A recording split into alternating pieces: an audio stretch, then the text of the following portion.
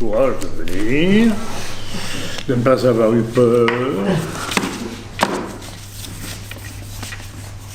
Vous savez, dans cette histoire-là, moi, ce qui me révulse le plus, c'est la passivité des Français. C'est hallucinant. Pourtant, le Français a la réputation d'être un peuple de rouspéteurs, etc., ce qui n'est pas nécessairement une qualité, parce que rouspéter sans faire, ça ne sert à rien. Ils se défoulent et c'est tout. Mais même pas ça. Ils sont passifs, ils avalent tout. C'est pour ça, je vous demanderai, c'est la tactique que j'utilise toujours quand je vais dans un commerce quelconque, la moindre occasion pour embarquer le sujet, et j'y vais. Sur le thème, vous ne trouvez pas tout de même qu'on nous raconte des histoires? C'est ce que j'ai dit dans le bus. Alors, la personne souvent, oui, qu'est-ce que vous voulez dire? Et vous commencez à expliquer. Ah, mais vous ne trouvez pas tout de même c'est très commode pour M. Macron, parce que, en fait, il a la paix maintenant, il n'y a plus de manif. Ah oui, c'est vrai, monsieur. Ah oui, je n'avais pas pensé. Non, mais vous voyez, c'est comme ça. Insuffler le doute. Insuffler le doute. Constamment. Ne perdez jamais une occasion. On fait en sens contraire ce que les révolutionnaires ont fait. Et j'ai déjà raconté, je suis hors conférence pour l'instant, une chose que je rappelle très souvent, c'était la tactique qu'ils avaient, une des tactiques. Ils allaient par groupe de deux. L'un qui était censé défendre la monarchie et l'autre qui était censé défendre les idées nouvelles. Alors ils allaient de lieu public en lieu public, de bistrot en bistrot, ils commençaient leur petit cinéma. Le défenseur des idées nouvelles, de la révolution, etc., a raconté sa salade. Le soi-disant monarchiste faisait semblant de s'opposer. Et puis à un moment donné, face à l'autre, il disait « Ah mais oui, c'est vrai, vous avez raison, je n'avais pas pensé à ça. » Et hop, ils allaient ailleurs, ils recommençaient le cinéma. Donc voilà, c'est comme ça que les gens ont été travaillés. Donc nous devons à notre tour insuffler le doute. Et on a suffisamment d'éléments en main pour pouvoir insuffler le doute. Et je crois que je vous donne suffisamment de munitions pour ça. Donc c'est à vous de jouer. On n'y arrivera que à force de montrer aux Français qu'on se moque d'eux, nous devons les exaspérer, nous devons les indigner. En espérant que d'un jour, quand même, ils finiront par se révolter. Voilà. Bon, alors, je répète, merci à vous d'avoir bravé la terreur. C'est pas la terreur de 93, mais ne vous en faites pas, ça va venir si on continue comme ça. Bon, donc vous connaissez le titre du jour, le rôle du Eretz Israël dans le plan mondialiste messianique.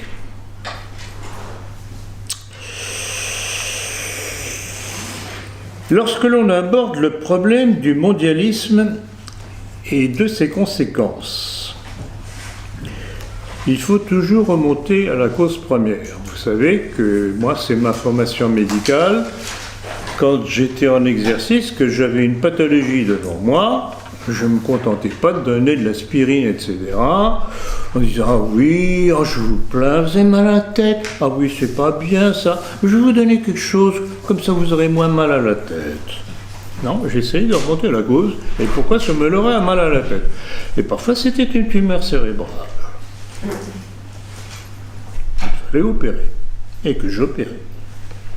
Donc, de grâce, dans votre démarche autour de vous, constamment amener les gens à remonter à la cause. Pourquoi en sommes-nous là? Et alors justement, dans ces démarches, je voudrais rappeler à nouveau que l'origine du complot mondialiste messianique ne peut se comprendre si l'on ne remonte pas à l'événement majeur de l'humanité, mais qui était aussi celui du peuple juif. Je me répète, je regrette beaucoup, mais c'est le point de départ de tout, aujourd'hui. C'est la venue du Christ et le refus des grands prêtres du judaïsme de le reconnaître comme le Messie annoncé, car son message ne leur apportait pas la domination sur le monde qu'ils en escomptaient. Tout est là. Qu'on soit croyant ou pas croyant, tout est là si on veut comprendre la raison du pourquoi d'aujourd'hui. Ce rejet du Sanhédrin a impliqué que le dit peuple élu cessait par sa propre volonté de l'être, trahissant ainsi la promesse de l'ancienne alliance, d'où la nécessité devant ce fait de la nouvelle alliance avec tous ceux qui acceptaient le message du Christ. Ainsi, le Nouveau Testament abolit l'Ancien Testament. C'est de ce rejet du Christ qu'allait émerger dans les hautes sphères du judaïsme la notion selon laquelle désormais c'était le peuple juif lui-même qui devenait son propre Messie et celui de l'humanité par la même occasion, d'où sa volonté de diriger le monde, d'où le mondialisme messianique. Oui, c'est d'une simplicité, on peut dire biblique. C'est aussi simple que cela. Donc, de cet orgueil, de cette paranoïa, allait découler la crucifixion, l'utilisation de l'islam par l'influence judaïque sur Mahomet comme arme contre le christianisme qui commençait à émerger. Et puis, bien entendu, la montée pendant des siècles, la montée en puissance pendant des siècles de la puissance d'abord économique, puis politique du monde juif.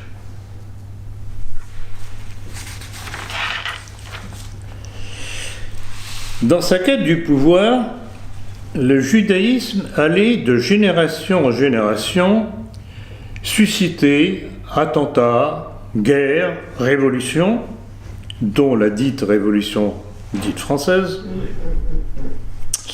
et la révolution bolchevique de 1917, qui toutes deux portent la marque de l'action révolutionnaire juive. Depuis la Révolution dite française, chaque conflit aura servi à saigner les nations européennes par les guerres notamment napoléoniennes, suivies de la Première, puis de la Seconde Guerre mondiale, pour les affaiblir au profit de la montée en puissance du plan messianique.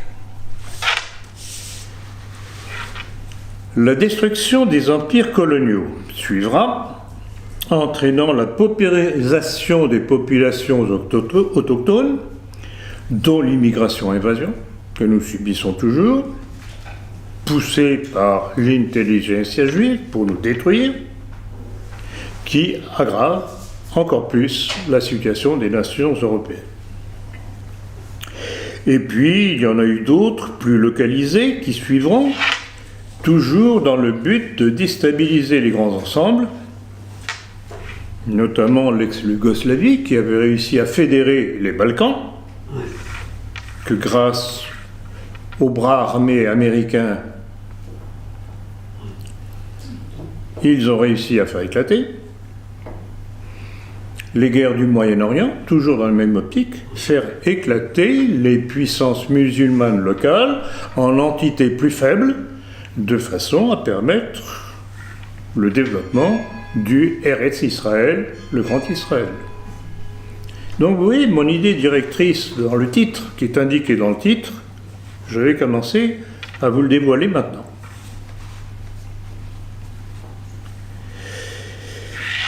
C'est dans cette vision messianique qu'en décembre 1981, Ariel Sharon, qui était alors Premier ministre d'Israël, annonçait je cite, « Dans les années qui viennent, la sphère des intérêts stratégiques d'Israël ne s'étendra pas seulement aux pays de la Méditerranée, mais elle doit s'étendre à l'Iran, au Pakistan, au Golfe, à l'Afrique, à la Turquie. » Vous trouvez ça dans le livre de Bernard Granotier, « Israël, cause de la Troisième Guerre mondiale ». En mai 1993, il récidivait et a annoncé à la convention de son parti, le Likoud, je cite, « Israël doit fonder sa politique officielle sur la notion des frontières bibliques. » Cette utopie, cette fable des frontières bibliques annonçait déjà la politique d'annexion de la Palestine et l'élimination des Palestiniens par tous les moyens. D'où la déclaration en 1982 d'Oded Vignon, je cite, « La décomposition du Liban. » Du Liban.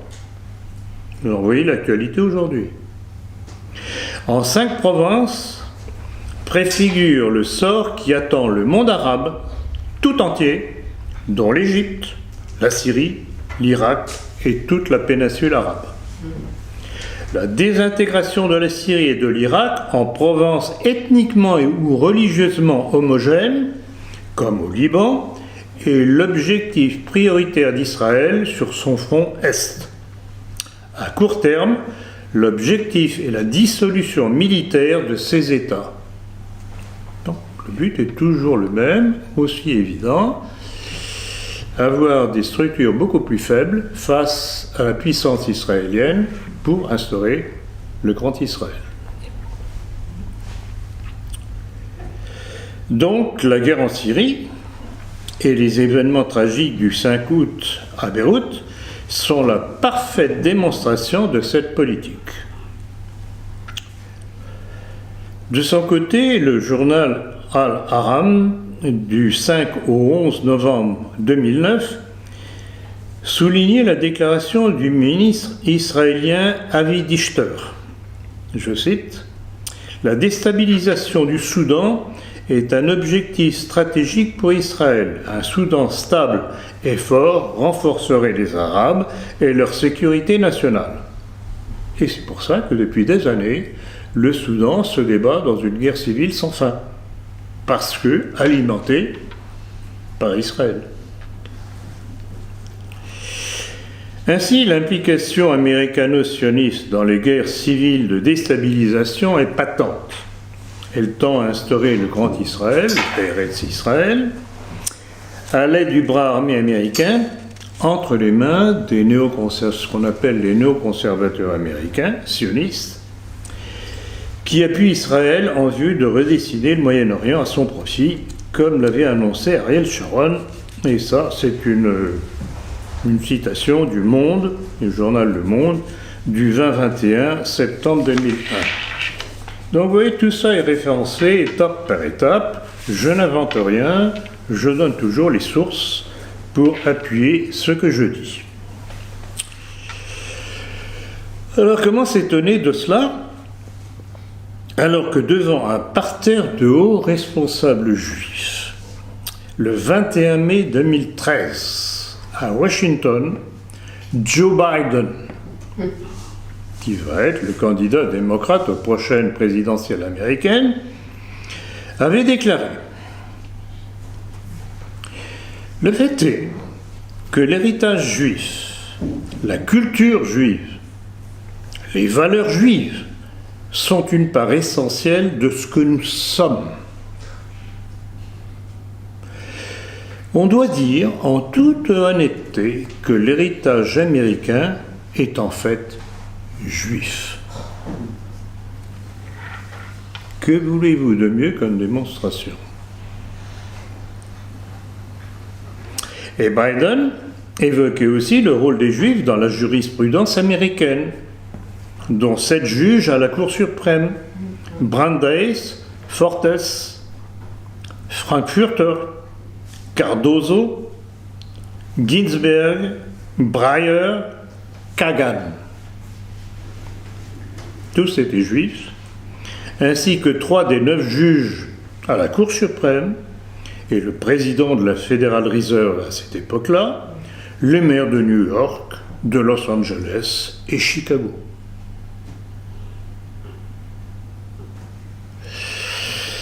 Biden faisait aussi allusion au rôle de juifs tels Jacques Greenberg et Betty Friedman dans l'évolution des mentalités sur la question raciale, la place des femmes dans la société, le droit des homosexuels et sur l'immigration. Comme en France, la destruction de la société blanche, chrétienne.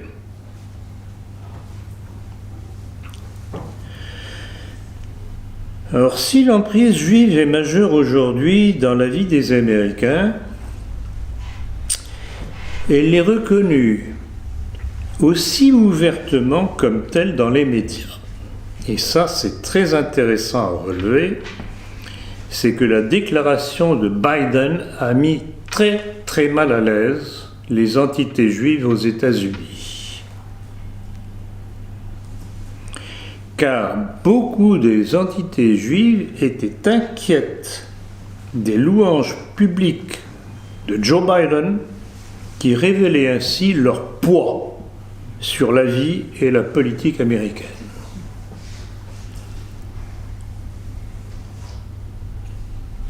Et voilà pourquoi cette citation de Biden est très intéressante à citer, parce qu'elle révèle ce que sont les États-Unis aujourd'hui et démontre que les États-Unis ne sont plus une nation blanche et chrétienne, même protestante, mais une société juive à part entière.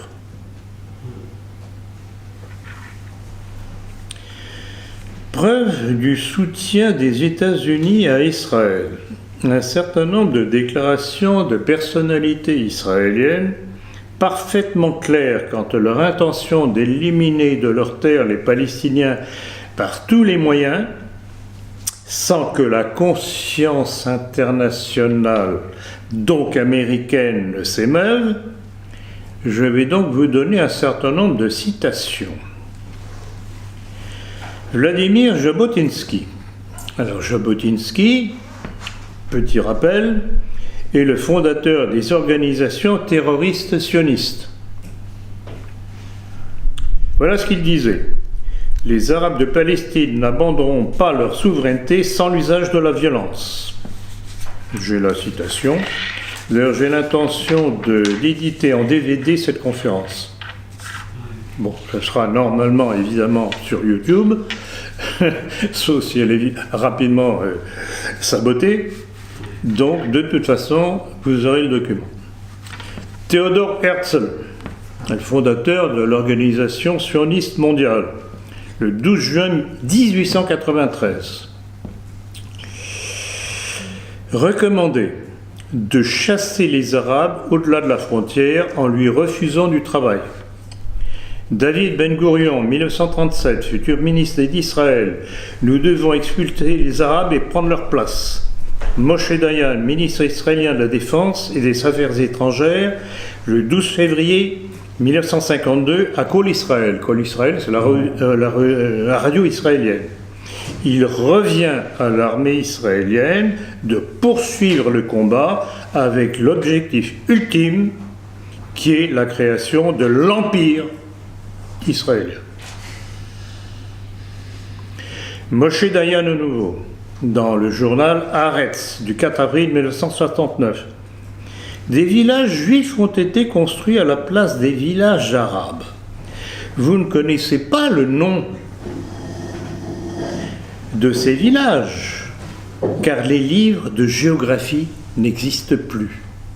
Donc voilà, comme dans le modèle soviétique, on supprime la mémoire des nations. et notamment de la nation palestinienne. Golda Meir, Premier ministre d'Israël, déclarait le 8 mars 1969 « Comment pourrions-nous rendre les territoires occupés ? Il n'y a jamais rien eu de tel, puisque les Palestiniens n'ont jamais existé. » On se frotte les yeux. On essaye de se déboucher les oreilles en disant « c'est pas possible, j'ai mal entendu ». C'est la négation d'une réalité. Voilà quelle est la chutzpah juive. Vous savez ce que ça veut dire, le culot. Joseph Weitz, directeur du Fonds national juif en 1973. La seule solution, c'est Eretz Israël, sans les Arabes. Nous ne devons pas laisser un seul village, pas une seule tribu. Israël Koenig, dans le Koenig Memorandum de 1976. Nous devons utiliser la terreur, les assassinats, l'intimidation, la confiscation des terres et l'arrêt de tous les programmes sociaux afin de débarrasser la Galilée de sa population arabe. La terreur, les assassinats, vous avez bien entendu.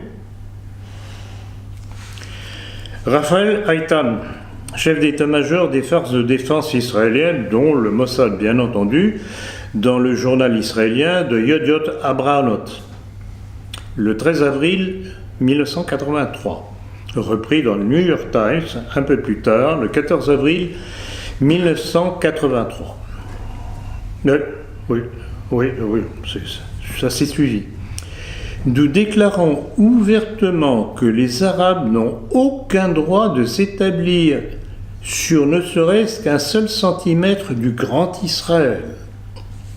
La force est l'unique chose qu'ils comprennent. Nous devons utiliser la force absolue jusqu'à ce que les Palestiniens viennent ramper devant nous. Lorsque nous aurons colonisé le pays, il ne restera plus aux Arabes que de tourner en rond comme des cafards drogués dans une bouteille.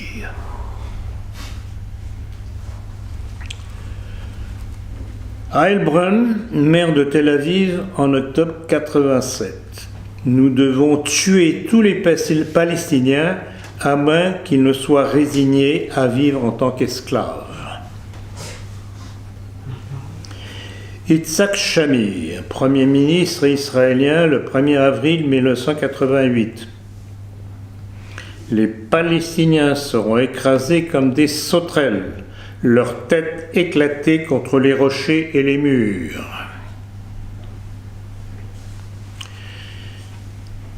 Et pour couronner ces citations, deux autres d'Ariel Sharon, Premier ministre d'Israël de 2001 à 2006, cités dans Le Parisien. Écoutez bien. Je jure que si j'étais juste un civil israélien et que je rencontre un Palestinien, je le brûlerai et je le ferai souffrir avant de le tuer. J'ai tué 750 Palestiniens d'un seul coup à Rafah en 1956. Je voulais encourager mes soldats à violer les filles arabes, car la femme palestinienne est une esclave pour les Juifs. Et nous leur faisons de toute façon ce que nous voulons, et personne ne nous dit ce que nous devons faire, mais nous disons aux autres ce qu'ils doivent faire. Je ne connais pas cette chose appelée principes internationaux. Je jure que je brûlerai tout enfant palestinien qui sera né dans ce secteur. La femme palestinienne et son enfant est plus dangereuse que l'homme parce que l'existence des enfants palestiniens implique que des générations continueront, mais l'homme cause un danger plus limité. Vous avez bien intériorisé ces déclarations? Tel était cet Ariel Sharon que le Maran Serge de Beketch prenait en exemple lors de l'une de mes dernières participations à son émission à Radio Courtoisie. Devant mes critiques envers les crimes d'Israël et notamment d'Ariel Sharon, il m'avait répondu, et il ne plaisantait pas, c'est un homme comme lui qu'il nous faudrait. Je rappelle cela à tous ceux qui me critiquent au sujet de ce que j'ai dit et redit à propos de Beketch et de tous ceux qui continuent de l'admirer.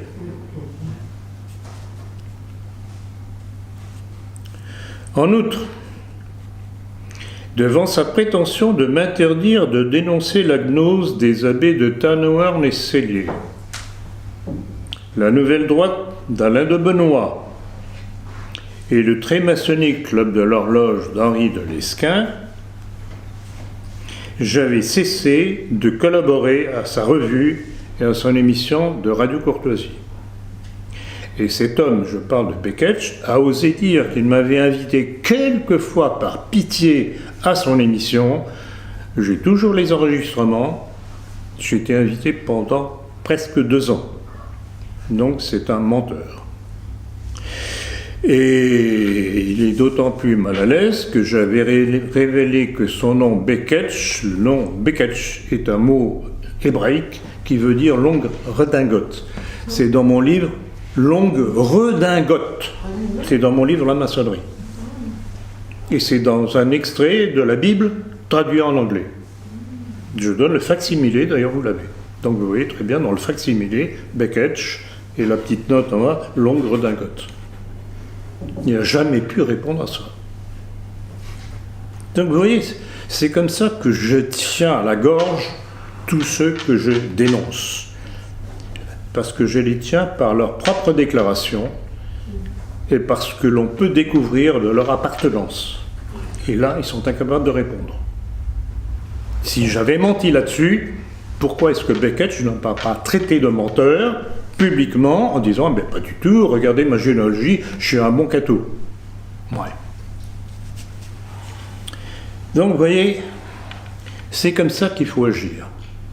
Tenir ce que l'on peut appeler trivialement les faux culs, de façon à ouvrir les yeux aux naïfs qui n'ont pas encore compris l'entrisme de ces gens-là dans nos milieux.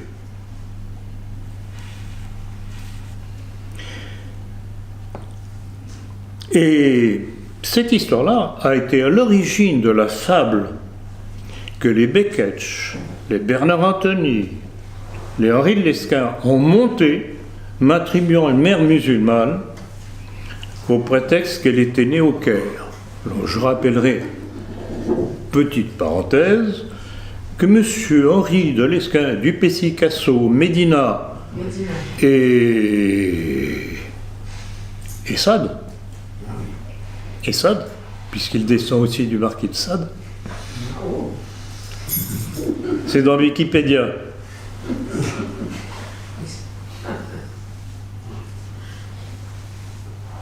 Ce sont eux qui ont lancé cette fable me concernant, parce que je les dérangeais par mes critiques sur leur sionisme et leur appartenance, leurs origines. Or, je rappellerai quand même que M. Henri de Lesquen de Machin Chouette de Trucmuche, que le dernier ferme la porte, comme disait Victor Hugo, est né à Rabat. Donc, il est marocain. Il est musulman. Ah bon? Non. Il faut être sérieux quand même. Et voilà, au lieu de me répondre argument contre argument en disant « mais vous êtes un menteur, c'est pas vrai, ceci et cela pour telle et telle raison », non, l'insulte. Parce que dans leurs mots, dans leur conception, me traiter de musulman, c'est une insulte. Je dois dire que je connais un certain nombre de musulmans qui valent mieux que certains dits français. Je ferme la parenthèse. Donc vous comprenez qu'avec de pareils mentors à cette époque-là, un certain Éric Moïse Zemmour ait autant de succès dans nos milieux aujourd'hui pour inciter ce brave crétin de chrétien à s'unir aux intérêts juifs. Parce que, ah oui, mais c'est embêtant ça.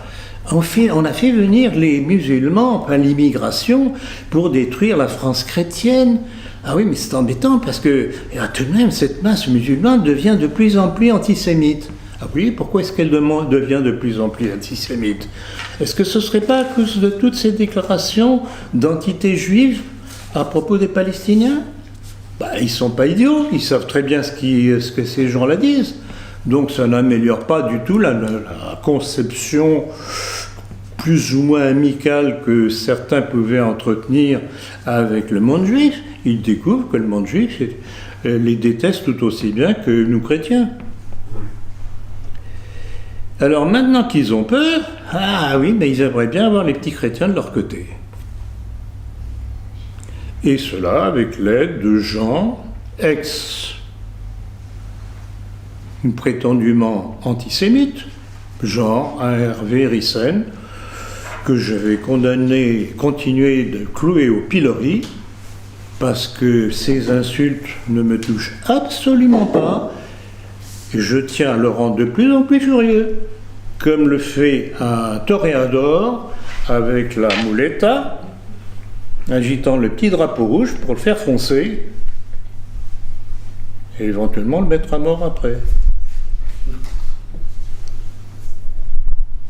Alors, ce qui est amusant, je ne sais pas si vous avez vu sa dernière déclaration, à chaque fois que je le provoque, il s'enfonce encore un peu plus. Mais qu'il continue, je fais tout pour ça, justement. Il ne comprend pas, il est tellement bête qu'il ne comprend pas. Bon, allez, revenons au sujet principal. Hein. Arrêtons de plaisanter, pas tout à fait de la plaisanterie, mais bon, vous avez compris ce que je veux dire. Donc, que les États-Unis acceptent, sans recourir à la morale internationale dont on nous casse les oreilles à tout bout de champ, acceptent sans rechigner toutes ces déclarations de hauts responsables juifs parlant des Palestiniens, c'est une infamie. L'Occident chrétien, par sa collaboration avec le sionisme, montre son aplatissement devant le judaïsme, et il ne faut pas s'étonner de la haine montante des musulmans face à nous, que les juifs essayent d'utiliser. Et le problème pour eux, c'est que ça leur retombe aussi sur la figure. Et c'est ça qui est très amusant et très réjouissant.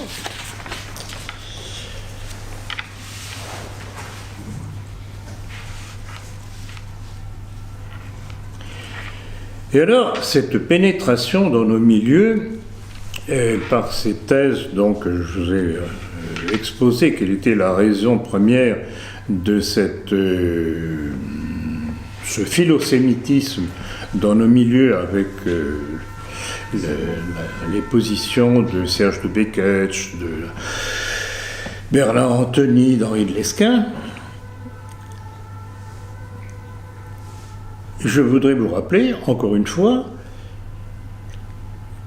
que les thèses sionistes dans le milieu se développent de plus en plus. Rappelez-vous le nombre de librairies dites catholiques traditionnalistes qui plus eux, qui ont invité Zemmour à faire des séances de dédicaces dans leur librairie.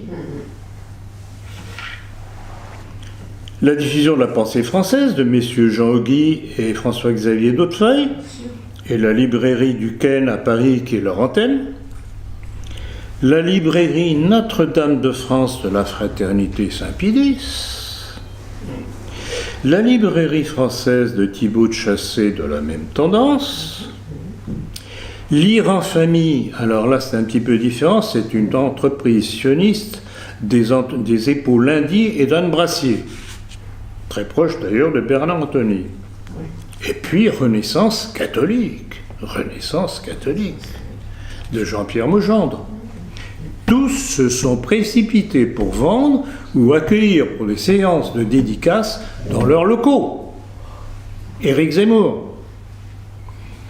Vous savez, l'individu qui vous dit que de tout temps, Israël et la France, ça a été la même chose.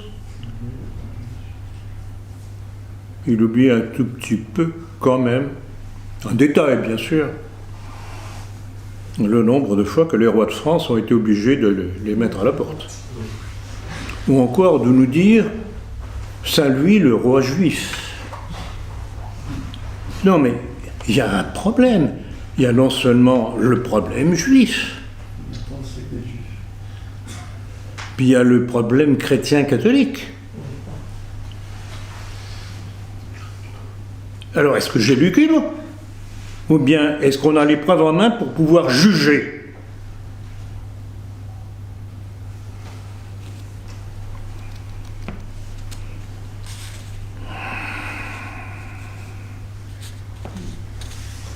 Et tout cela, parce que très adroitement, ces milieux sionistes instrumentent la peur de l'islam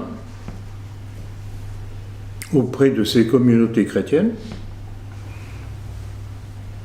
qui ne font pas attention que cet islam, par l'immigration qui nous est imposée, ce sont les hautes instances juives qui l'imposent. C'est l'intelligentsia juive.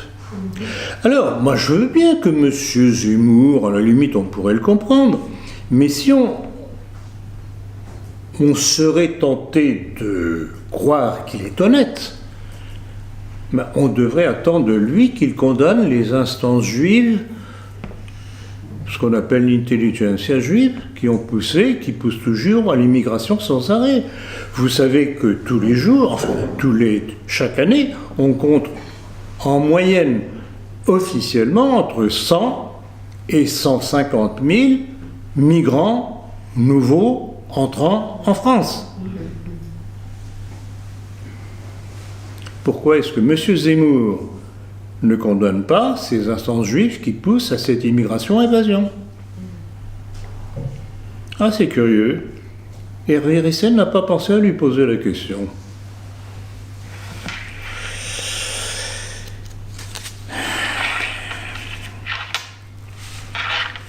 Aussi, je vous pose la question. Comment combattre l'ennemi si on lui offre une tribune pour mieux manipuler les chrétiens?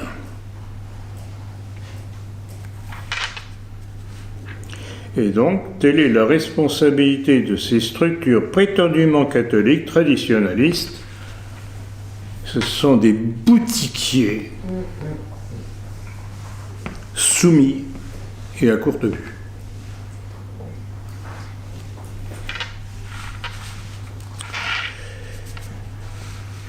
Certains, par crainte de se faire traiter d'antisémites, opposent bien inconsidérément judaïsme et sionisme, alors qu'il s'agit des deux faces de la même chose qui est le mondialisme messianique. Et il suffit de voir un certain nombre de déclarations que je vais rappeler, j'en ai déjà parlé à différentes reprises, mais il est bon tout de même de rappeler les choses. Et qui montre bien l'obsession juive messianique et qui nous fait palper le degré de haine de ces gens-là envers ce que nous sommes. citation qui est assez connue, celle d'Edmond Rothschild.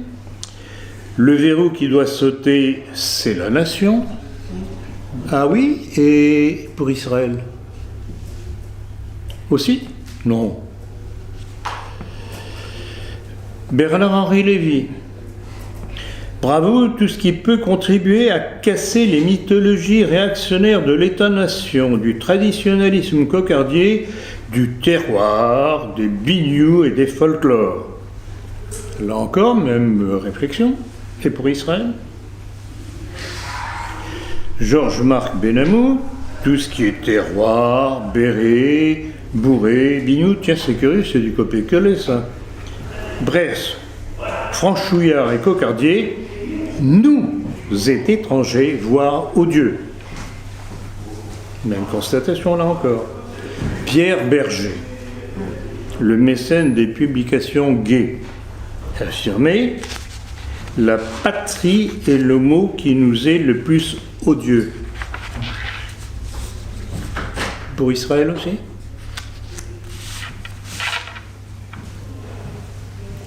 Et pour terminer, cette déclaration de Jean Kahn, président du Congrès juif européen, qui démontre que pour eux, juifs français, seul compte le judaïsme et Israël. Je cite. « Mon parti politique, c'est le peuple juif, et il affirmait que toute référence au baptême de Clovis est puissamment incitative à la haine raciale. Et il réclamait qu'elle soit durement réprimée sous toutes ses formes. » Ça a été publié dans Tribune juive d'avril 1996. Je regrette beaucoup, ce sont des citations que j'ai déjà faites, mais vous comprenez tout de même la nécessité de citer, dans le cadre de cette conférence, ce genre de déclaration. Donc, difficile de mieux hériter sa haine envers le pays qui l'accueille.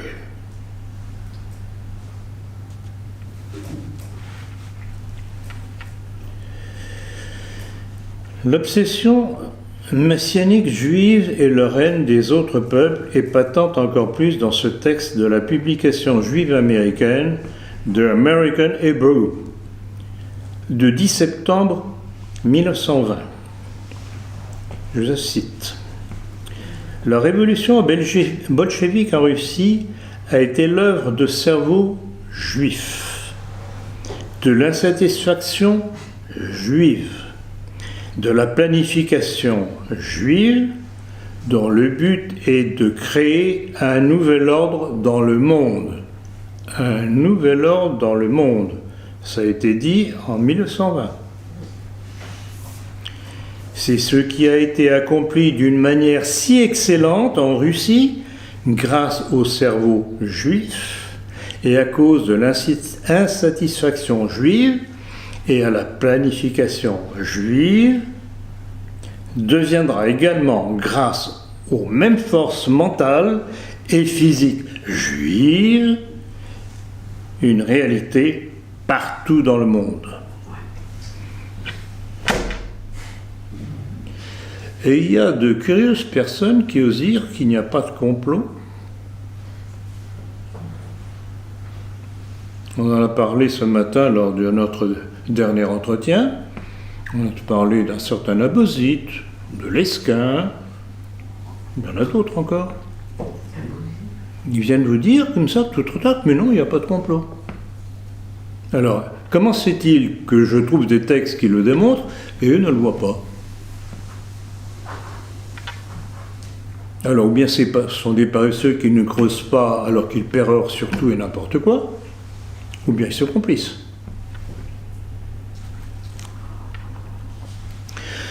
On retrouve encore leur projet messianique dans ce texte fondamental du British Israel, que là encore je vais citer, mais il est tellement beau qu'il faut que je le cite dans le cadre de cette conférence. C'était dans leur organe de National Messenger en 1933. La Grande-Bretagne et ses dominions autonomes avec la République américaine et les Juifs constituent toute la race d'Israël. Donc la Grande-Bretagne, et ses dominions autonomes et la République américaine. Donc tout le monde anglo-saxon, avec les Juifs, constitue toute la race d'Israël. Et ça rejoint la déclaration de Joe Biden. C'est elle qui doit instaurer un gouvernement mondial appelé dans les Écritures le royaume de Dieu. Le royaume de Dieu. Tout est là. Tout est là. On touche du doigt à ce qu'est le mondialisme messianique juif.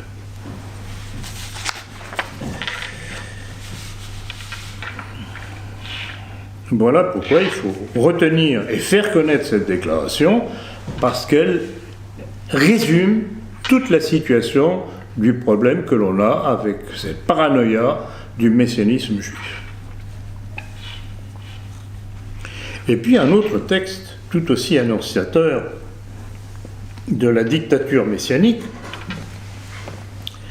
celui d'Adolphe Isaac Crémieux, celui du fameux décret. Je cite: « L'union que nous désirons fonder ne sera plus une union française, anglaise, irlandaise ou allemande, mais une union juive universelle. D'autres peuples et races sont divisés en nationalités. Nous seuls n'avons pas de concitoyens, mais uniquement des coreligionnaires.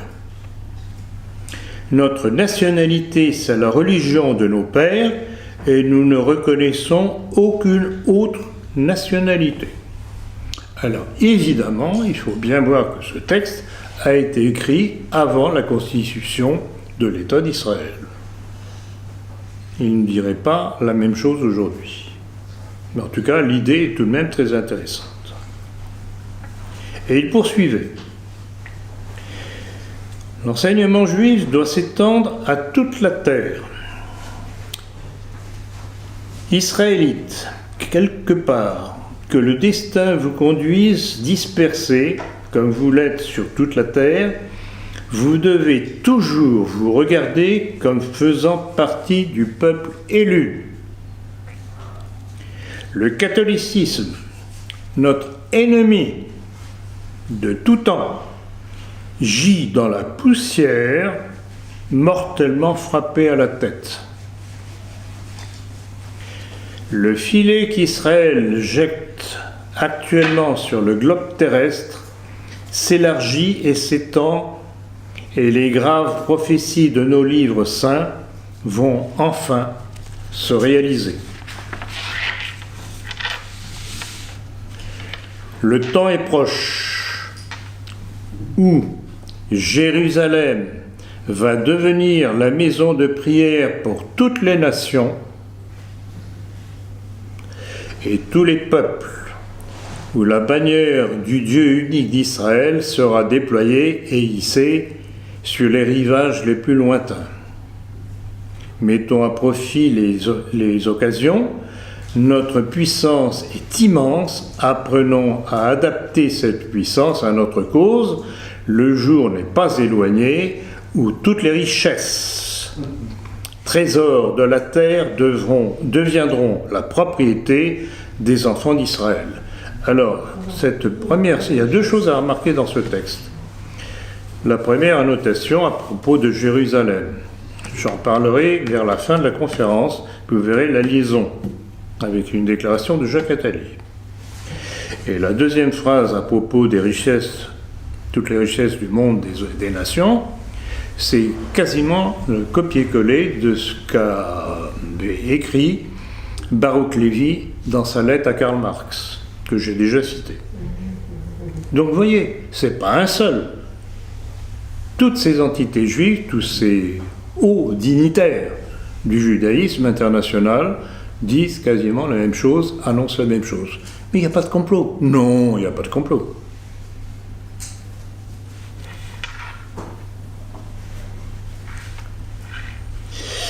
Et puis, il faut rappeler cet autre texte d'Itzhak Atia, directeur des séminaires francophones à l'Institut Yad Vashem. J'en ai déjà parlé, mais là encore, c'est fondamental de le rappeler. Et qui confirme que le combat que mène le judaïsme international en vue de sa conquête mondiale messianique. Je cite.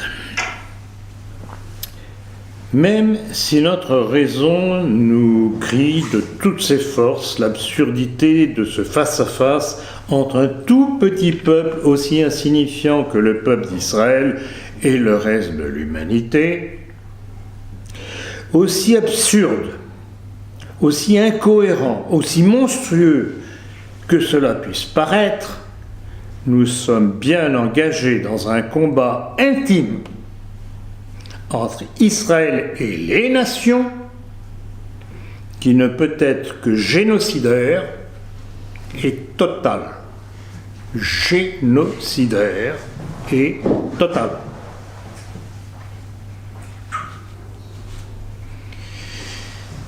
Ainsi, n'ayant pas eu le Messie qu'ils attendaient pour leur donner le pouvoir sur le monde, on retrouve quasiment à l'identique chez leurs principaux auteurs, ce que je viens de citer, et chez nombre de rabbins tels Joseph Touitou, Aaron Chaya, et chez nombre d'hommes politiques et israéliens. C'est la même paranoïa messianique. Et alors, bien sûr, comme pour les protocoles de sages de science, vous savez très bien que la seule réponse que ces gens-là trouvent, c'est de dire c'est un faux. Ah bon? Ah bon, c'est un faux. Ah bon, mais la déclaration d'un tel, de un tel, de un tel, de un tel, tout ça, ce sont des faux. Ça fait tout de même beaucoup de faux quand même, non?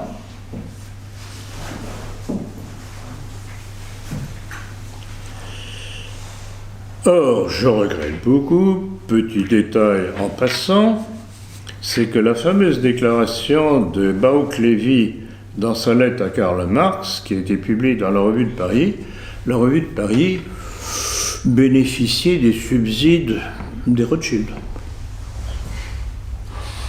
Ah non, mais c'est un faux.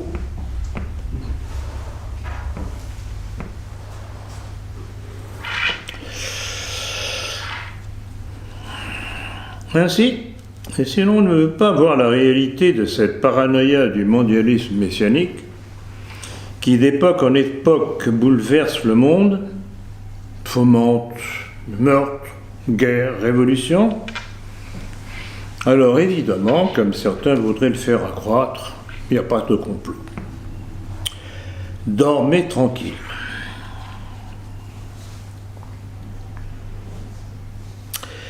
Comme je l'ai fait remarquer dans l'un de mes derniers éditoriaux de la politique, nous sommes passés de la terreur terroriste à la terreur sanitaire, organisée autour de l'épidémie du coronavirus, tellement pratique.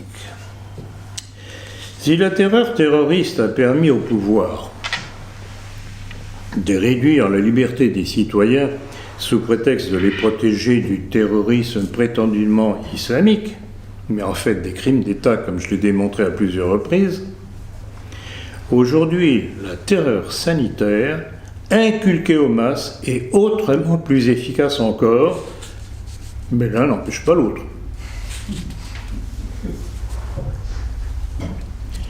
D'où le texte annonciateur de Jacques Attali de ce qui allait être fait pour y parvenir. Là aussi, je crois que j'en ai déjà parlé, mais c'est absolument essentiel de revenir dessus, et je vous prie de faire connaître ce texte autour de vous, car tout ce que nous vivons aujourd'hui découle de là. C'était dans l'Express du 11 juin 2009, donc il y a 11 ans.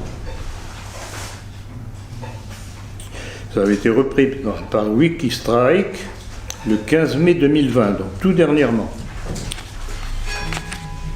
Et Attali annoncé.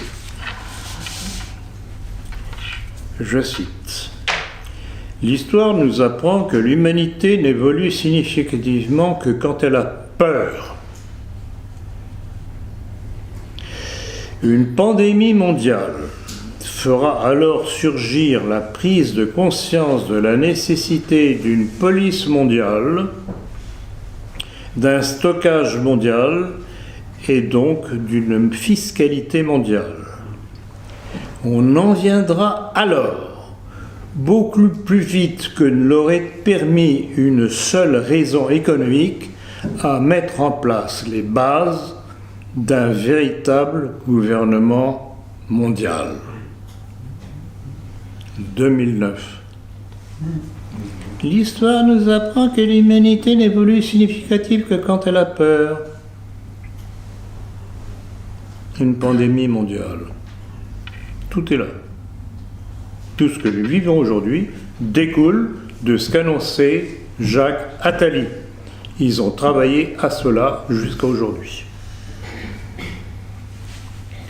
Donc, là où le crash financier de 2008 n'avait pas réussi à créer cette peur, la peur sanitaire de cette soi-disant pandémie, regardez les Français autour de vous, des gens paniqués sans le moindre esprit critique. Et Jacques Attali n'était pas le seul à le dire, et d'ailleurs, curieusement, la même année, son coreligionnaire Alexandre Adler, dans son livre « Comment sera le monde de demain ?», annonçait le même projet et annonçait en plus qu'il en résulterait des centaines de milliers de morts. Voilà à quoi ces gens sont prêts pour obtenir ce qu'ils veulent, la création de leur gouvernement mondial.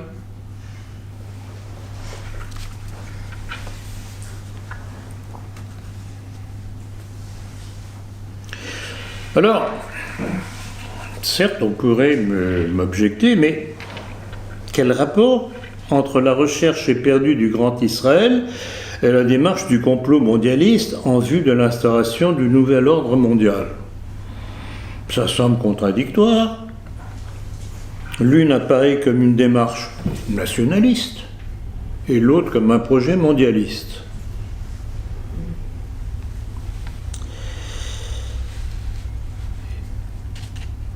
Eh bien, pour bien en saisir le lien et parfaire la compréhension du projet messianique, il faut non seulement se reporter à la déclaration de Jacques Attali dans l'Express du 11 juin 2009 que je viens de citer, mais aussi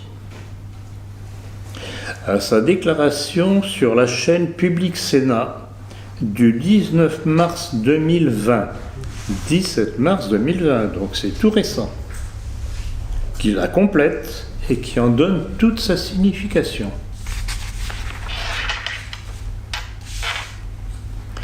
On peut imaginer et rêver d'une Jérusalem devenant capitale de la planète. Vous vous rappelez le texte que j'ai cité précédemment, l'un de ces auteurs juifs, qui parlait justement déjà de Jérusalem, capitale du monde. Ce serait un joli lieu pour un gouvernement mondial, terminé Jacques Attali. Donc vous voyez, la liaison entre le Eretz Israël, avec bien entendu la capitale Jérusalem, et le plan de gouvernance mondiale de la paranoïa messianique juive. Les deux se rejoignent, les deux se complètent. L'un a besoin de l'autre. Donc, il ne faut jamais prendre à la légère les propos de Jacques Attali. C'est un élément fondamental du complot contre les peuples et les nations en vue de leur paranoïa. Petit rappel, il a tout de même été le conseiller politique des présidents de la République depuis au moins François Mitterrand. Tous l'ont été jusqu'à aujourd'hui avec Macron.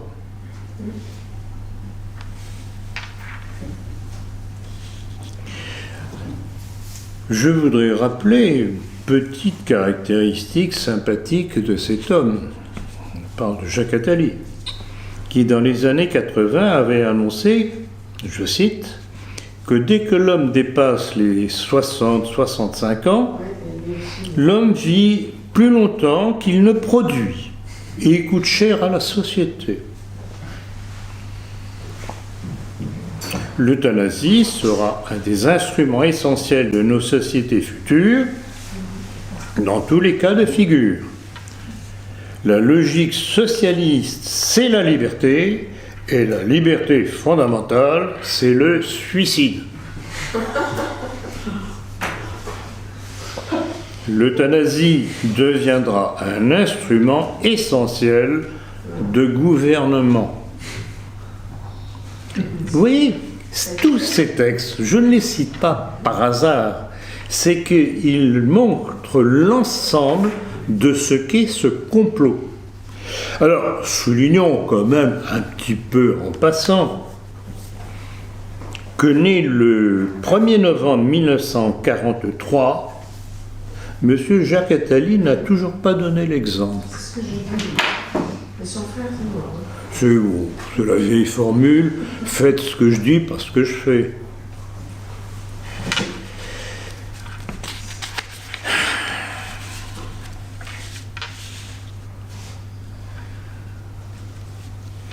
Alors ne trouvez-vous pas curieux, à l'abri de cette déclaration qu'il faisait à cette époque-là, ne trouvez-vous pas curieux quand on a appris l'hécatombe de nos vieux dans les EHPAD? Ah, comme c'est curieux!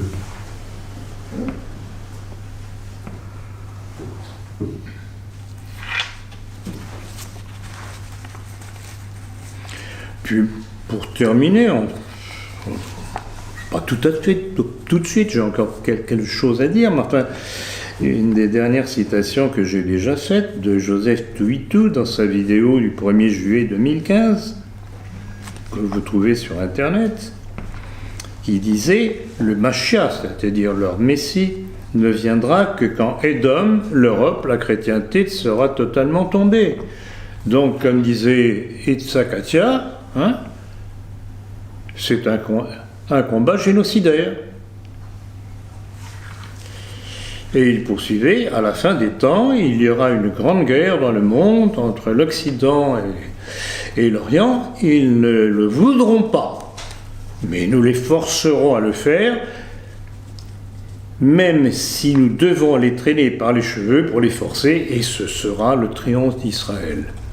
Est-ce que cela ne vous rappelle pas la métaphore des trois coqs? Vous vous rappelez? Donc vous voyez, il n'y a rien de nouveau. Ils disent et redisent toujours les mêmes choses. Eh bien, je regrette beaucoup, mais moi aussi, je redis toujours la même chose sur base de leur texte. Alors, je voudrais aussi vous attirer l'attention sur un autre personnage très intéressant, Maître Gilles William Goldnadel. Issu, selon Wikipédia, d'une famille juive russe et communiste. Ah, mais c'est curieux qu'il collabore actuellement au Figaro, le journal des bien-pensants, avec Éric Zemmour aussi. Ah, mais c'est curieux, ça. Il est chroniqueur à Radio Juive et aussi à Boulevard Voltaire, de ce bon Robert Ménard. Suppositionniste. Il est président de France Israël et il fut influent au sein de l'UMP puis du CNIP, c'est-à-dire le Centre national des indépendants paysans. Voilà leur mentor. Comme on dit vulgairement, plus con que ça tu meurs. Navré d'être trivial comme ça, mais ça coule de source. Donc avec Éric Moïse Zemmour, il fait le bonheur des bien-pensants du Figaro et fait ainsi partie des juifs qui font de l'entrisme dans nos milieux. Il est le pendant en France du courant néoconservateur juif américain. Et il est totalement dans la ligne de la stratégie d'Éric Moïse Zemmour, notamment par sa fameuse déclaration « Il faut embarquer les chrétiens dans notre guerre contre le monde musulman afin que triomphe la démocratie sur toute la terre. » Alors, cette citation est absolument remarquable et pleine de sens, parce qu'elle démontre justement que le fruit de la dite Révolution française, qui a été la création de cette démocratie inorganique qui nous gouverne, est propice au développement de leur puissance. Parce qu'ils tiennent la presse et que par la presse, ils formatent l'esprit des citoyens. Vous voyez comment tout s'enchaîne, c'est une logique implacable.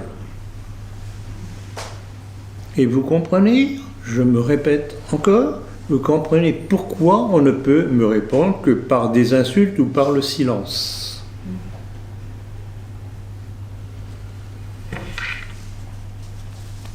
Donc, telle aurait été l'utilité pour les Juifs de la fausse démocratie inorganique issue de la Révolution de 1789, car c'est à l'abri des médias qu'ils tiennent, qu'ils formatent jour après jour l'opinion et imposent leur politique. Pourquoi croyez-vous que les Français soient aussi avachis, aussi mous, aussi aveugles face à ce plan qui est en train de les détruire? Parce que justement, la presse les manipule, les formate jour après jour. On leur fait peur, ils ont peur.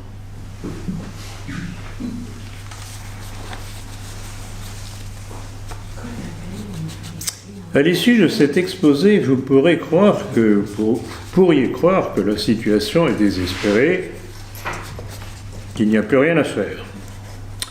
Or, l'impression qui se dégage des derniers événements est que l'on assiste à une brusque accélération du processus par différents moyens.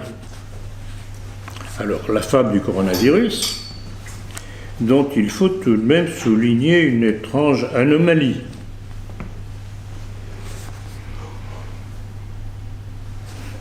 Si l'on y croit les chiffres donnés par Jérôme Salomon, élément clé de la filière juive de la santé en France, donc de la santé des petits Français, cette année, on ne meurt que du Covid-19. La grippe saisonnière, les infarctus, les tumeurs cérébrales, les morts par vieillesse, je ne connais pas la moindre statistique. Il est interdit de mourir d'autre chose que du coronavirus.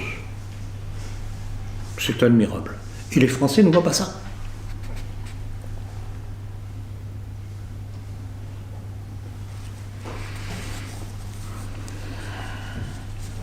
Alors, bien évidemment, cela explique les menaces répétées envers le professeur Raoult et le professeur Perron de radiation de l'ordre des médecins. Ce sont les méchants, vilains petits canards.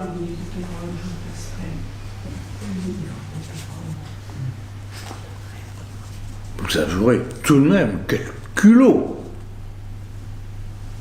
a le professeur Raoult de soigner et de guérir sans autorisation du comité scientifique nommé par le pouvoir. Donc aujourd'hui, guérir des patients, alors que c'est le rôle du patient, du médecin, c'est un crime s'il n'a pas l'aval des entités officielles scientifiques. Non mais... Et les gens, les Français, ne voient pas ça, les Français et d'autres peuples. Non, tout de même d'autres peuples qui réagissent un peu plus. On en reparlera peut-être tout à l'heure lors des questions. Ah oui.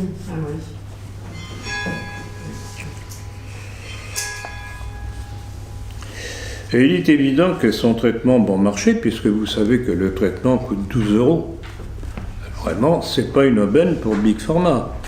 Alors, petite parenthèse, parce que c'est une nouvelle que j'ai apprise pas plus tard qu'hier, je crois, on en a parlé aujourd'hui lors de l'entretien. Vous savez qu'il y a une entité qui s'appelle pompeusement la Société des épidémiologues de langue française a déposé plainte auprès de l'ordre des médecins contre le professeur Raoult parce qu'il n'a pas observé les critères qui que quoi.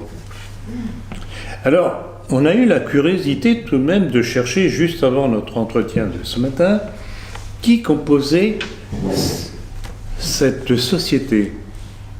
Vous avez tous les noms de Big Pharma. Tous les noms de Big Pharma. Vous ne trouvez pas ça joli quand même? Donc, ce sont évidemment ceux qui sont dérangés par le traitement à 2 balles du professeur Raoult qui viennent se plaindre. Monsieur, c'est pas bien, il a trouvé un traitement et nous, on va mourir parce qu'on va pas avoir des bénéfices. Non mais écoutez, mais c'est à hurler. Il y a un des grands patrons qui parle. Il y a un des grands patrons qui tue. On en parlera tout à l'heure. Donc, c'est par des petits trucs comme ça qu'on peut interpeller les gens qui ne veulent pas vous croire. Par exemple, vous vous rappelez la chose que telle association a porté plainte contre le professeur Raoult, et puis vous dites incidemment à la personne que vous essayez de convaincre, vous dites, mais vous savez qui fait partie de cette association? Et vous expliquez. Alors, là encore, ou bien les gens veulent voir, ils finissent par comprendre, ou bien ils se bouchent les yeux et les oreilles. Donc voilà. Donc tout ça, ce sont des armes. Alors l'autre élément aussi qui m'a profondément intrigué, parce que je pense que ça a été une erreur stratégique, ça a été l'attentat de Beyrouth. Alors, j'ai remarqué encore une fois avec quelque ironie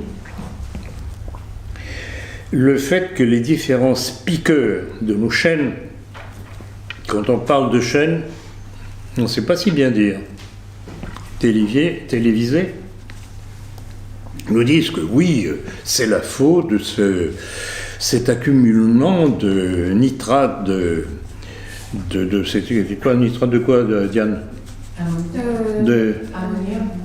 D'ammonium. Nitrate d'ammonium qui a explosé. Et comme je l'ai rappelé lors de ma dernière conférence, je ne sais pas si vous étiez là, en tout cas oui, beaucoup de vous étaient là la dernière fois, donc c'était la conférence de juillet. Comme Diane l'a fait remarquer d'ailleurs, c'est un produit qui est utilisé quasiment dans toutes les fermes de France. Donc si c'était un produit dangereux, toutes les fermes de France devraient exploser. Ce n'est pas le cas. Donc ça ne peut exploser que s'il y a un adjuvant. Or, l'incident, ça a commencé par l'incendie de cet entrepôt qui résultait d'une saisie d'un bateau ukrainien etc., trop compliqué à expliquer, a flambé. C'était pour masquer l'explosion qui allait suivre, qui a donné un très curieux petit champignon atomique. Donc Israël a utilisé une bombe tactique nucléaire dans l'espoir de faire peur au Hezbollah et à ses alliés, la Syrie, l'Iran, etc.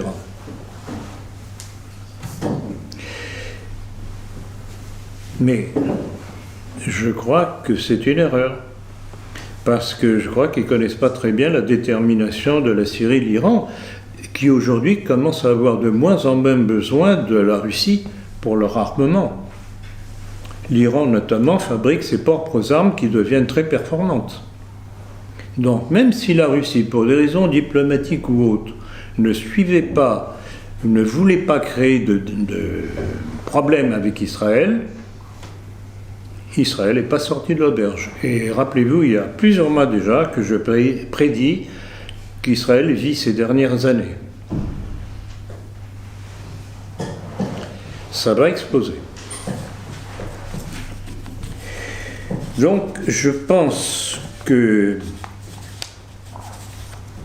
cet attentat à Beyrouth a été la conséquence de la crainte d'Israël, voyant l'évolution de la situation en Syrie où peu à peu Bachar el-Assad et ses alliés reconquièrent le territoire, de la montée en puissance du Hezbollah, ça va être la fin du rêve du Eretz Israël. Donc vous voyez comment, là encore, tout s'enchaîne, tout peut s'expliquer. Donc, contrairement à ce que certains disent, pas toujours les mêmes d'ailleurs, qu'il n'y a plus rien à faire, que c'est trop tard, etc., etc., j'estime que la situation est en train de basculer. Elle est en train de basculer non seulement à cause des problèmes, des rapports militaires sur place, sur le terrain, mais aussi et surtout peut-être à cause de la stratégie de dédollarisation de Poutine avec l'aide des Chinois et d'autres pays, parce que de plus en plus de pays, dans leurs transactions, n'utilisent plus le dollar. Et une des dernières nouvelles que j'ai vues, c'est qu'il était prévu que le dollar perde très prochainement un tiers de sa valeur. Un tiers de sa valeur. C'est pas par hasard. Et d'ailleurs, aujourd'hui encore, j'entendais que le Nasdaq et les différents indices américains plongeaient. Donc, c'est ce qu'on appelle scier la branche sur laquelle est assis l'ennemi. C'est ce que Poutine fait depuis quelques années maintenant. Donc, c'est pas du tout terminé cette histoire-là. Il ne faut pas croire que tout est perdu. À mon avis, c'est au contraire le début de la fin de nos ennemis. Et nous avons comme devoir d'y pousser par toutes nos forces. Et alors, je voudrais terminer sur une citation tout de même que je trouve tout à fait à propos. C'est celle d'un homme politique français lors de la dernière guerre mondiale, un nom bien oublié aujourd'hui, que je cite dans mon livre sur De Gaulle d'ailleurs, qui s'appelait Jean-Hérold Paqui, qui était partisan de la révolution nationale du maréchal Pétain, et qui, devant le rôle de l'Angleterre contre les nations continentales européennes et du fait de ses traîtrises, notamment dans l'affaire de Mers el-Kébir, avait dit « Comme Carthage, l'Angleterre doit être détruite ». Alors, bon, c'était un homme qui avait des lettres, incontestablement, parce qu'en fait, il reprenait la formule de Caton l'Ancien qui disait « Delenda Carthago Est ». Ou non, pardon, Delenda Carthago, parce que l'autre formule Delenda Carthago Est, ça veut dire Carthage a été détruit, ce qui est venu par la suite. Alors aujourd'hui, justement, on pourrait reprendre dans notre propos la citation de Jean-Hérold Paqui pour dire, comme Carthage, l'Amérique sioniste doit être détruite, car, comme l'avouait Joe Biden, l'héritage américain est en fait juif. Et sa destruction mettrait la fin à la paranoïa messianique juive et des guerres qu'elle instigue à cet effet, car morte la bête, comme on dit, comme dit le proverbe, morte la bête, mort le venin, dit le dicton. Et n'oubliez pas ce qu'annonçait Yitzhak Atia, nous sommes bien engagés dans un combat intime entre Israël et les nations qui ne peut être que génocidaire et total. Ce qui veut dire que ce sera eux ou nous. Merci de votre attention.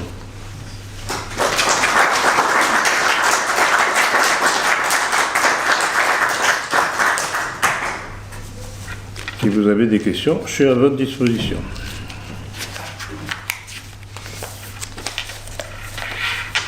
Ou alors, j'ai tellement bien ficelé le sujet qu'il n'y a plus rien comme question à poser. Myriam. Est-ce que vous avez des livres à conseiller sur la bourgeoisie? La bourgeoisie française. Alors, il y a un bouquin, mais je ne me rappelle plus son contenu, que j'ai lu il y a des années, le bouquin de Baudelomeni. C'est le seul qui me vient. Bon, il y a aussi le bouquin de Bernanos, La grande peur des bien-pensants. Voilà, il y a ça aussi. mais c'est gentil. Je n'en dirai pas plus. Oui. Que pensez-vous du rôle ambigu d'Erdogan dans la géopolitique? Alors, vous pouvez dire ambigu, mais non, fondamentalement, ce n'est pas ambigu. Bon, alors, ambigu, si l'on peut dire, dans le sens qui... rappelez-vous ce que je disais il y a plusieurs mois déjà, que Erdogan allait faire la pute entre la Russie et les États-Unis. Bon. Mais c'est de moins en moins le cas. Erdogan se présente de plus en plus comme un refondateur de l'Empire ottoman. Ah, c'est son obsession. Et rappelez-vous, je crois que c'était dans ma conférence de juillet dernier, j'avais fait la comparaison entre Erdogan et Netanyahou. Erdogan, l'Empire ottoman, et Netanyahou, le Grand Israël, Eretz Israël. D'ailleurs, eux ne s'entendent pas très bien entre eux. Bien que par moments, il y a curieusement certaines collaborations, notamment sur le terrain en Syrie, ce qui est très curieux. Bon, voilà, pour répondre à votre question. Donc, je ne suis pas du tout d'accord avec Stéphane Blay qui défend, pourtant Stéphane Blay a de bonnes analyses, mais là, de là à applaudir à l'action d'Erdogan, je ne suis pas du tout d'accord. Il va semer une pagaille monstre s'il se met à attaquer la Grèce. On n'est pas sorti de l'auberge. Parce que la Turquie fait partie de l'OTAN, la Grèce fait partie de l'OTAN, alors qu'est-ce qu'on fait?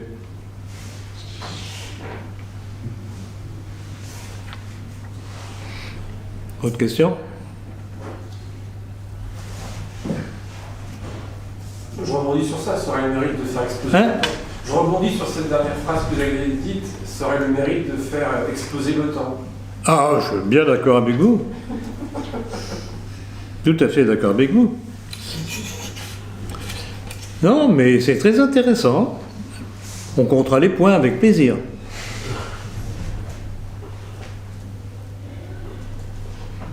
J'ai une petite remarque sur Poutine. Donc, Poutine a mis dans la Constitution Dieu. Tout à fait. Alors ça, il faut regarder attentivement ce que c'est ce Dieu.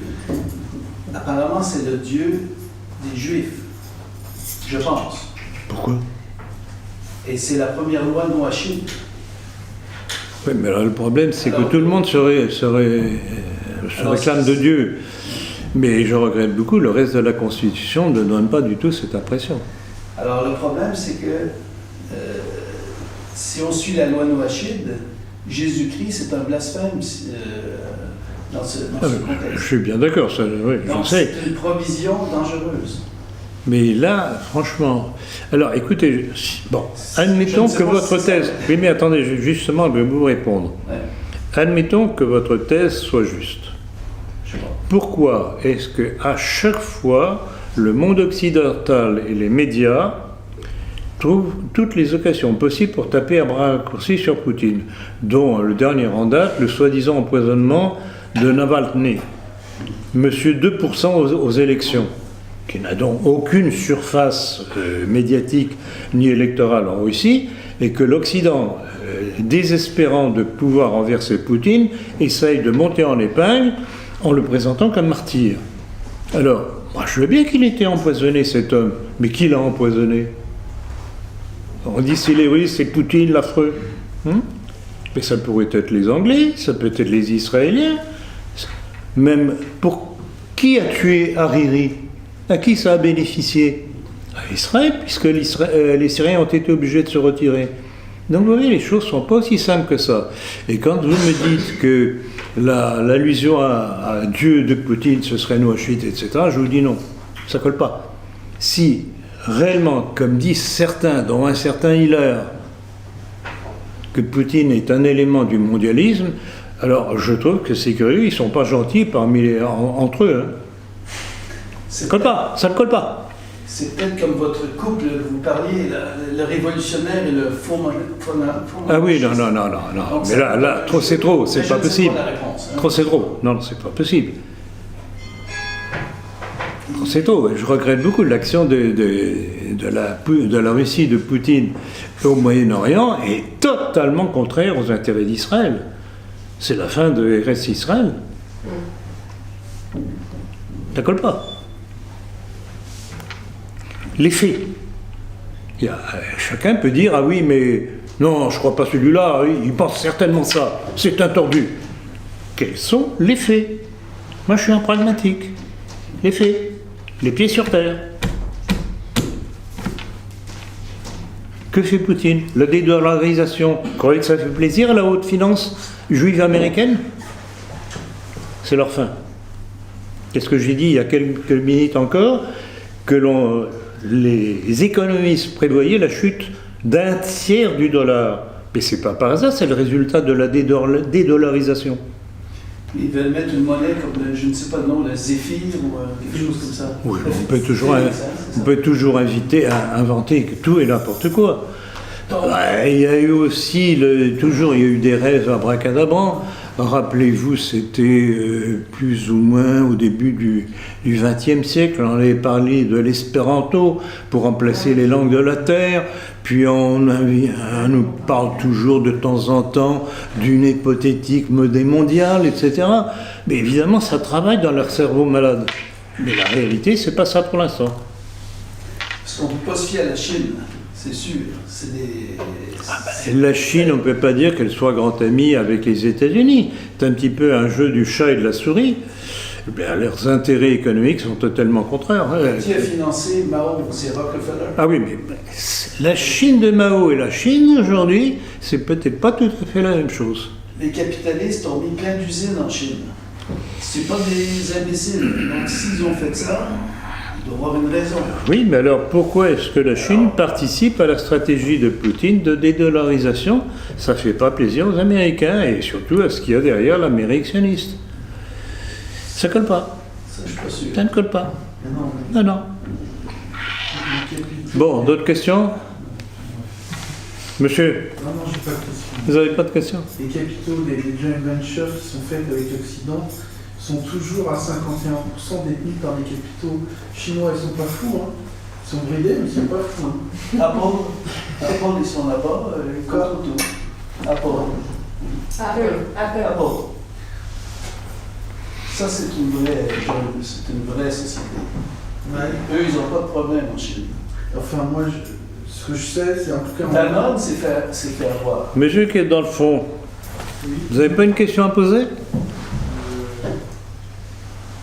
Vous êtes à nouveau, je crois. Oui, c'est la première fois que je le vos vidéos, j'ai déjà regardé avant. Là, la conférence, c'est la première fois que je N'hésitez pas à poser des questions. Hein. Voilà, moi, je n'ai pas de questions. Bon, s'il n'y a pas d'autres questions, Ediane? Pour revenir en France, avez-vous entendu le discours de Macron pour les 150 ans de la création de la République?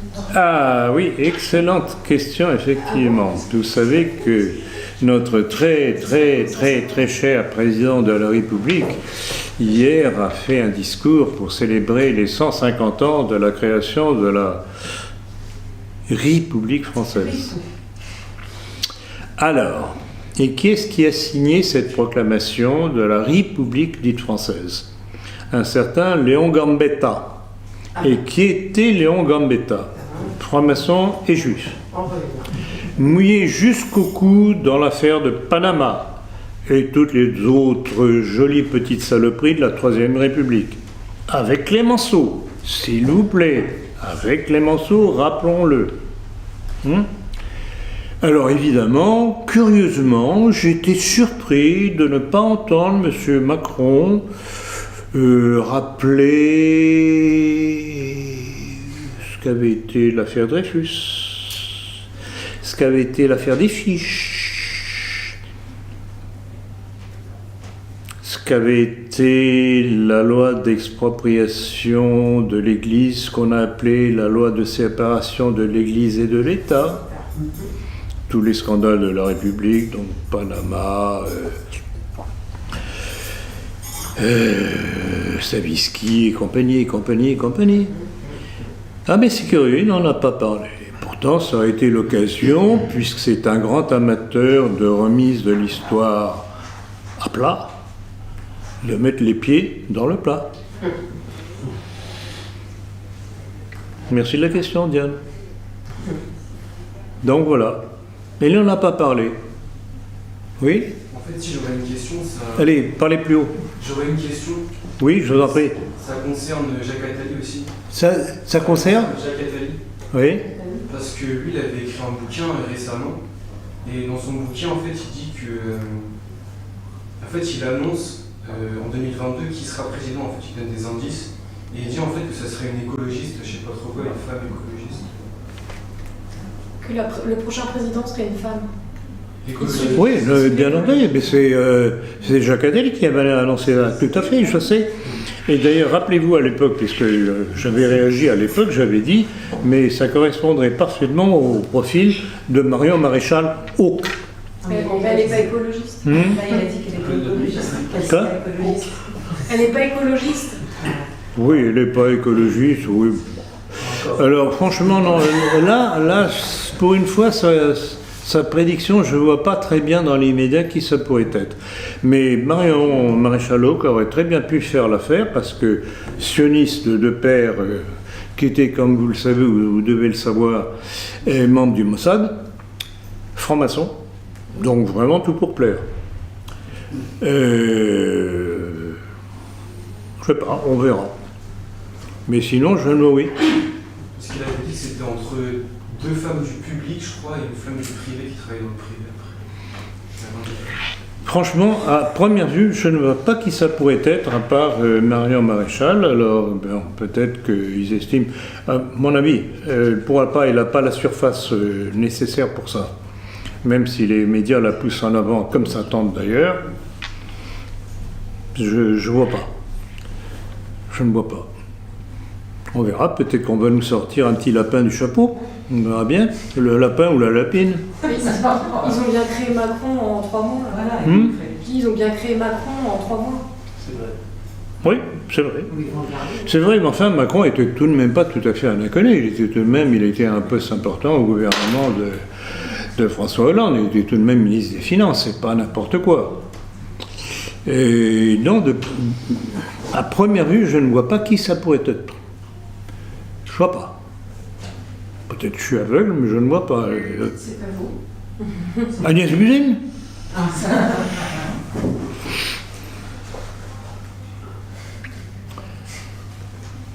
On verra. Ça a toujours temps de réagir. Si on voit comment commence à nous lancer une nouvelle lessive, il sera temps de réagir.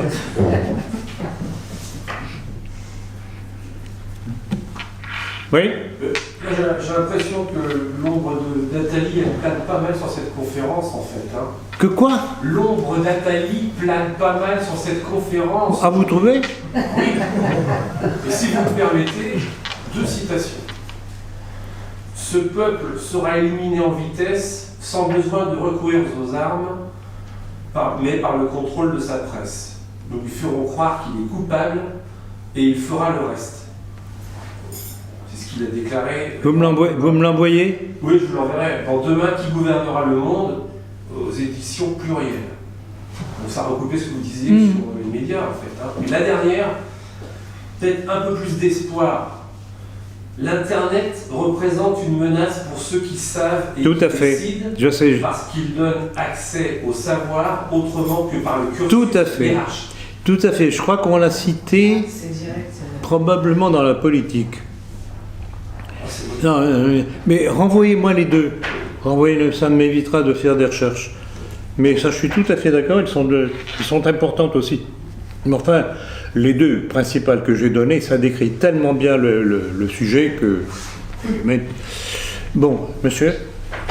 Puisqu'on est aux citations, je suis tombé récemment sur une réflexion qu'on prête au roi Louis-Philippe en 1848, quand la Révolution l'a balayé. Et il a dit ceci que je trouve très profond et qui...